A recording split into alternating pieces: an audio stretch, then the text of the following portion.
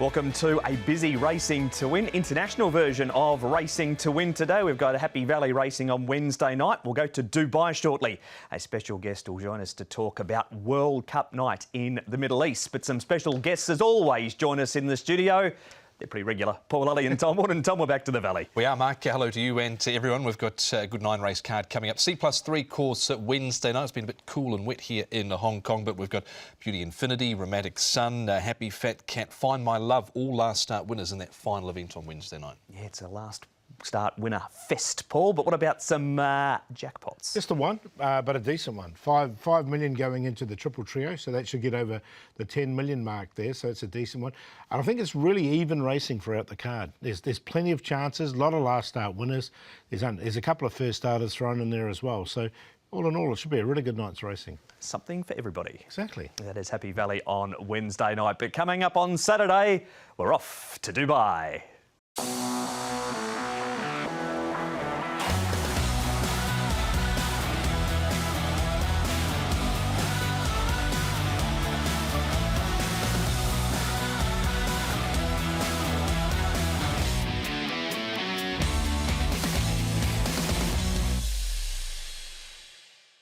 And we go straight to Dubai now, and the voice of Maidan joins us. Not the first time Pat Comerford has been with us on Racing to Win. Pat, welcome back to the show, and Romantic Warriors roll back into town for you again. Yeah, it certainly has, Mark. Thank you very much. It's great to be joining you here, and what a great week of racing and the lead up that we've got here to Dubai World Cup night. I mean, Hong Kong once again has a great hand in multiple races. Romantic Warrior being at the forefront of that, and you know, from what we've seen going on, it's been just back to business as usual for him as he's come back from Saudi. He's looking a picture, and all systems a go for the Dubai turf. He returns to the turf, as you said, Dubai turf for Romantic Warrior. This is his work from this morning. Was everybody, from what you've heard, happy with what he did on the track on the turf this morning? Yeah, look, I mean, it's very similar to what we saw from him heading into the Jebel Hatta only 2 starts ago. He's done everything that everyone has wanted to see. The big question mark was, how much did that dirt run in Saudi take out of him? And will we have the same sort of horse coming into this turf feature? But look, I mean, at the same time, he just, as we've mentioned plenty of times before, and we all know, he's such a robot. He just does what he needs to do. And yeah, look, he seems to be in tip-top order, and Danny and the team done a wonderful job in getting him as prepared as possible as he makes his return to the Dubai turf here, and he looks very, very... No Forever Young, he'll race on the dirt. So who are some of the biggest dangers to Romantic Warrior this week? Look, I mean, Nation's Pride probably flies the flag here for Godolphin. I mean, he's probably the horse that we've seen with the form, you know, that he could run well. I mean, Liberty Island returns to the race as well. She's been a great horse for Japan, and she's already got those Maidan stats. They've also got Breda Veg here as well to run the Queen Elizabeth's winner from Japan in 2023. So they've got a good hand in the race. Look, there's been good reports on Maljoum as well for Sheikh Ahmed and William Haggis. Tom Marquand will do the riding there. And look, all reports are that he's certainly coming back to form. But look, across the card, Mark, I think he's probably one of the standouts. What we saw him do in the Jebel Hatta, the manner in which he raced and won, coming from so far off the leader, he is, yeah, I think he's a class above a few of these. And you know, as long as everything goes to plan, I see him winning this comfortably.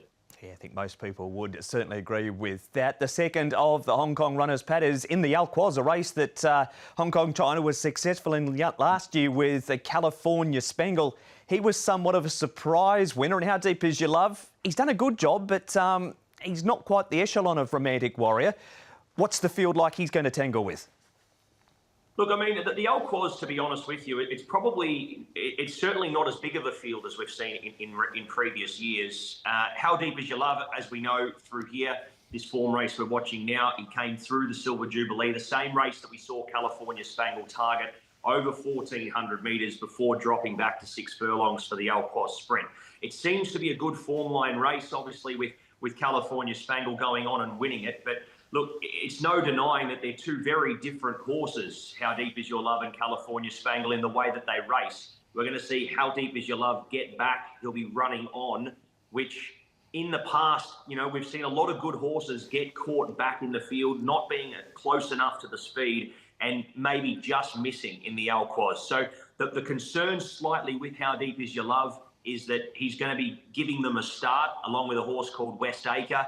John and Sadie Gosden have got a horse called Audience coming in, who's first up over 6. He's got plenty of speed, so there will be a lot of horses up in the mix, and it is a race that's run very fast. But look, the one thing that he's got is that electric turn of foot. He'll be coming from back in the field, and I do like to see horses with that 1,400 metre form coming back to 1,200 metres. I think that is the key. You need a good horse who can run 1,400 metres to come back and run a really gritty 1,200 metres in the Alquoz Sprint. And that's what we've seen with our previous winners in Dania and also California Spangle last year. I think maybe Marbarn is a horse that he may tie up with here. He'll be a big contender. West Acre's got to be given a fair bit of respect. But look, he's earned his place in the race. The form looks really good, and I'd be shocked to not see him at least run in the frame. And finally, Pat, we've got Sword Point representing Hong Kong also. He's got a good record on the dirt in Hong Kong. What's the dirt track like when it comes to Meydan? Yeah, look, it's definitely a heavier surface than probably what you'll see at Sha Tin. I mean, going through his form, those 2 Class 2 victories, probably electric enough as well with his gate speed to be finding a good position. And I'm sure the connections were very happy when they saw that he drew gate 3. Matt says he probably lands in the box seat here. I'd say he'll be sitting behind the likes of Mufasa and maybe even Raging Torrent, who will have to come across from gate 10. But it'll be a pretty hotly run mile. He may get a nice spot in behind, but looking at his races at Sha Tin, Mark, that's probably where we've seen him race the best. He was a little keen there in the box seat two runs ago there at Sha Tin on the dirt, but he seemed to find plenty, and I think he's going to get optimum cover. As long as he's close enough to them, he won't get the full brunt of the kickback, and that will see him racing at his absolute best. So, look, Sword Point, I think with the draw, he's certainly got great conditions to be running a strong race. We'll just see whether or not he takes the conditions here a little bit more, because the ground will be slightly heavier to what he's had in the past. Pat, that's a great wrap-up of the Hong Kong horses and their opposition coming up at Meydan on Saturday night, your time. We wish you all the best for a great evening of calling, and enjoy World Cup night. Yeah, thank you, Mark. Thanks for having us, and good luck to Hong Kong, China. Hopefully another winner on the cards for Dubai World Cup. And a big thanks once again to Pat Comerford. You can hear Pat at these times. These are Hong Kong times for Meydan on Saturday, 8:45. It's meeting code S2, the Godolphin Mile, so you won't have to wait too long to see Sword Point. The second at 9:20, you'll see How Deep Is Your Love, and then Romantic Warrior at 11:15 on S25. 7 races for coverage. Hong Kong coverage starts at 20 minutes past 8 o'clock. Happy Valley. Wednesday night is now the focus on racing to win. And we're up to meeting number 59, C+3 course for the 9 races tonight too. And the Japan Racing Association Trophy, the 5th, is the feature. The 2 races we focus on, races 8 and 9. Race number 8 looks this way. It's over the 1650 for the Class 3s, and Unicorn last start winner. We've got Definitive. He's been back to the trial since running over the 2000 last time. Aestheticism, he has placed his last go at the trip. Chain of Gold is wearing a crossover noseband for the first time. Ivy League has the one-eye blinker and the crossover noseband off. Shadow Roll goes on, and Mighty Commander is without a hood. So from the start at the 1650 here, Paul, it's going to be Definitive who leads. Yeah, look, he likes to go forward in his races, and he did lead all the way when he did win here at Happy Valley over the course and distance. Ivy League led last start, so he's another one that could possibly go forward. Divas 12 likes to go forward, as does Lavero. Poor old Lavero's drawn 11, so he might just have to work from that wide draw. But he will ensure that there is pace in the race. Hammer-On, Aestheticism gets back, as does Lean Hero, Chain of Gold coming back to Happy Valley, and A. Merrick Despexo normally goes towards the rear. He does, as we head to, well, he's a 1650 metre specialist, M Unicorn, and Nick spoke to his jockey, Hugh Bowman. Hugh Bowman, M Unicorn is your ride in race 8 coming up on Wednesday night, and it was a pretty stylish win last time, wasn't it? Yeah, it was. He won with authority. It was a funny race. It didn't go particularly hard early, obviously I made the mid-race move, which I was able to do without sort of getting to top gear, but he sustained a strong gallop through the line, which was encouraging. I mean, his form has been consistently good, but he's just difficult at the beginning of the race. He jumps okay, but he just won't find a position. So even when he draws well, you don't get that advantage with him. But if I can get a clean break with him and try and hold a more forward position, it would be an advantage. But he's a bit difficult. You mentioned that move, of course. Looking back on it, it was obviously the move that potentially won the race. I guess when you've got a horse that's in form and you can have the confidence in him to make those sort of moves, obviously always a plus point, I suppose. Well, I hadn't spent any energy in the early stages for the reasons I just mentioned, and then I felt the pace was, if I wait for the pace to increase, there's no way I could possibly catch them, and I was able to move around the field before the tempo picked up. So that was where the advantage was gained, and like I said, he sustained a strong gallop to the line and he's in good form. There is Nick with Hugh Bowman. Tom, he's done a great job, M Unicorn, top weight, but how did you see his chances of making it back-to-back wins this week? He's off a career high rating now, is M Unicorn, off that mark of 80. He won off 72 last time out, goes up £6 for that victory, but I can see him running another race here. I don't think his winning's done with yet. We know, Paul, that he's a horse that can rack up multiple wins through a season. Yeah, definitely, and he has been a very consistent horse over the seasons here. So, look, he goes in, but look, not on top. I'm just, as Tom said, he's on that career high now. All right, so he won't be on for top for Paul, but what about Casper's runners throughout the night, Paul? Look, he's Lucky Generations has been downgraded. Jumbo Legend comes with a lightweight. Don't Like E-Universe's draw. He's drawn 12. The Air will be running on, that's for sure. M Unicorn and Colo Angel coming back to Happy Valley will suit him. Certainly interest in that first race with the Capital Legend. Last time he was on a 3-day turnaround, he did win. He did in Class 4 at Happy Valley, so he's drawn wide, but he does have that in his record. Definitive, Tom, Ivy League and Lavero, with Definitive running second here to Soleil Fighter. Yeah, Definitive since has obviously been back to the trials up at Chungfar and ran fourth in a trial there. Trial was just okay, but he was ridden along from a wide gate to get up on the pace. Paul, he probably won't have to be ridden as vigorously to find the lead this time round, although he's probably likely to get a little bit of company from Lavero. Yeah, if Lavero can get across. He didn't last time from a wide draw. He struggled to get across, so that'll be the key for Lavero's chances, whether he gets across. But look, I quite like him here over the 1650 at Happy Valley. He has won here before.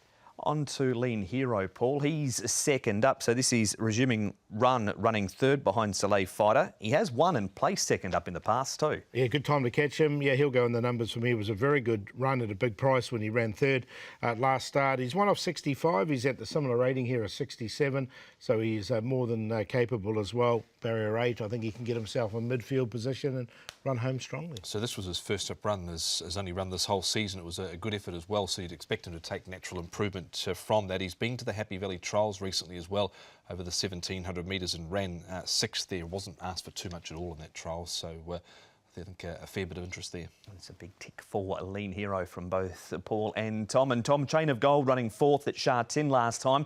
He's coming back to where he has performed best, 1650 at Happy Valley. Yeah, not one for a wee while. He's now below his last winning mark, which was 68.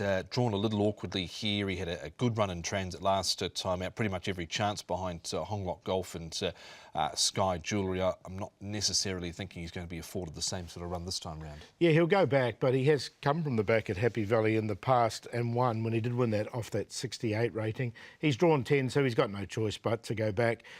Look, he's more of a Happy Valley horse, so coming back here, he might be a decent price in this race, and he should get the race run to suit. A one to watch then, Chain of Gold. Your selections, Paul? I'm going to go Definitive. I like him in this race. If he can dictate from the front, he can win.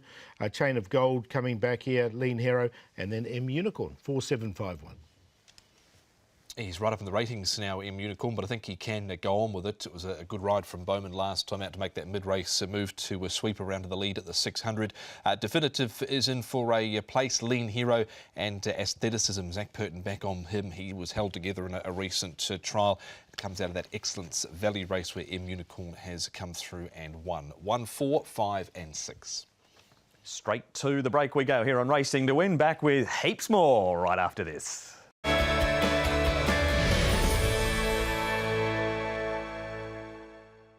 Welcome back to Racing to Win, or as it now might be known, Racing Around the World. We've been Happy Valley, Dubai, and now, Paul, we're going to Nebraska. For your last run reminder. In Nebraska, yeah, they'll get the blinkers went on him last start. I think he's a 10-start maiden, this horse, but he's been close in a couple of his runs. A couple of seconds there. He drew wide. You can see him. He jumped out the gates really well. He's drawn 6 here, so he should get a lot better run. He was wide into that first bend, and he stayed on nicely. So, look, you can see him there outside the leader. He ends up running second here behind Find My Love. I think it's a big chance in the race we're about to cover. So I think the form's okay coming out of that race. And as you can see, he fought on strongly. And, look, he's done this a couple of times now, so I think a win's pretty close to him. So Nebraska in the last run reminder. He's had a quiet trial too since his last start there that night at Happy Valley. So race 4, number 8, Nebraskan, is the last run reminder. On to that race with Find My Love in it now. Race number 9, the Class 3 over the 1,200 metres. Kaholo Angel comes back in trip. We've got Beauty Infinity, Romantic Sun, Happy Fat Cat last start winners. King of Fighters placed his last 2. Find My Lover last start winner. King Miles comes to the Valley for the first time with a tongue tie on. Ty Victory wears a tongue tie for the first time. And Victory Sky and Ritten Casa Paul round out the field for race number 9. And the leader is Happy Fat Cat. Yeah, look, he's drawn wide. He's going to have to work, I think, to get across, but I think he can.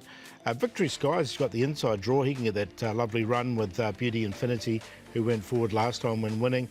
Romantic Sun, Find My Love's drawn wide. You'd look to tuck in there with Kaholo Angel, who's a little bit, he can go forward or he can go back, Kaholo Angel. So we'll see what they do with him. King of Fighters next. King Miles coming to Happy Valley for the first time. Hasn't trialled here yet either, as well, from barrier 12. I think they'll have to go back with him. We're going to go one of the last start winners in focus to begin with. There's plenty of them, but David Hayes talking Romantic Sun with Nick.